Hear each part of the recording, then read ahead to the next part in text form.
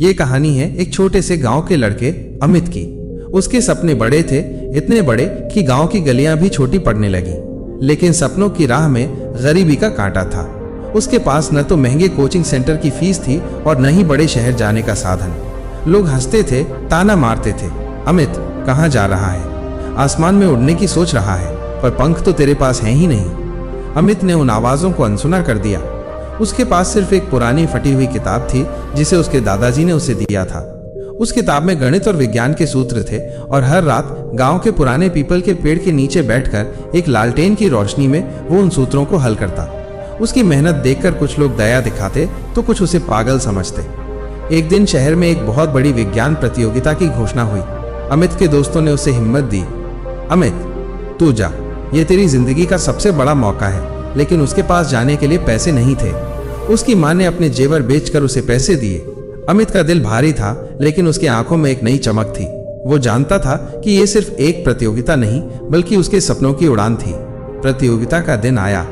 शहर के बड़े बड़े स्कूलों के बच्चे महंगे कपड़ों में आए थे, आत्मविश्वास से भरे हुए। अमित अपनी पुरानी शर्ट और चप्पलों में कोने में खड़ा था। लोगों ने उसे अजीब निगाहों से देखा। प्रतियोगिता शुरू हुई। पहले दौर में वो सब सवालों का जवाब दे पाया। दूसरे और तीसरे दौर में भी वो सबसे आगे रहा। हॉल में सन्नाटा छा गया। सब हैरान थे, ये लड़का कौन है? जब परिणाम घोषित हुए तो हॉल तालियों से गूंज उठा। पहला पुरस्कार अमित को मिला। उसकी आंखों में आंसू थे, लेकिन इस बार ये आंसू खुशी के थे।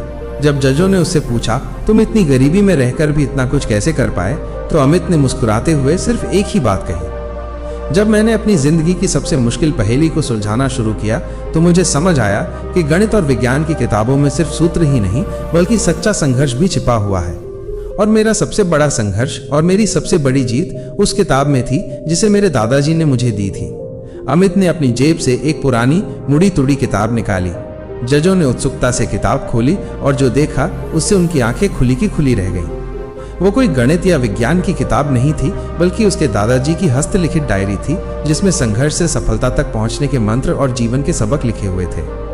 अमित का असली संघर्ष सिर्फ किताबों से नहीं था, बल्कि उस अदृश्य ताकत से था जो उसे उसके दादाजी की डायरी से मिली थी। वो कोई वैज्ञानिक या गणितज्ञ नहीं बना, बल्कि उसने अपनी जिंदगी को एक नया अर्थ दिया। क्या आपने कभी सोचा है कि आपका सबसे बड़ा संघर्ष ही आपकी सबसे बड़ी ताकत बन सकता है? जजों ने जब दादाजी की डायरी खोली तो उन्हें सिर्फ जीवन के सबक ही नहीं, बल्कि हर एक पन्ने पर अमित के संघर्षों की कहानी दिखी। उसमें लिखा था, जब अमित 10 साल का था तो उसने अपने छोटे हाथों से खेतों में काम किया ताकि वो अपनी पढ़ाई के लिए किताबें खरीद सके। दूसरे पन्ने पर लिखा था, जब गांव में बिजली नहीं थी तो वो लालटेन की रोशनी में रात भर पढ़ता था और उसकी माँ उसे खाना खिलाने आती थी। एक जज ने भावुक होकर अमित से पूछा, तो क्या ये डायरी ही तुम्हारी असली जीत का रहस्य थी? अमित ने मुस्कुराते हुए जवाब दिया, नहीं सर, ये डायरी मेरे संघर्ष की गवाह थी।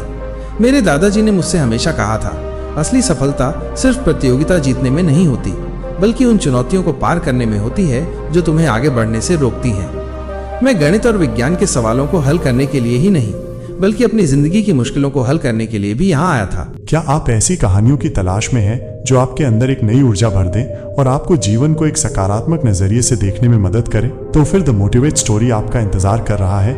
हमारे साथ जुड़ें और प्रेरणा के इस सफर का हिस्सा बनें।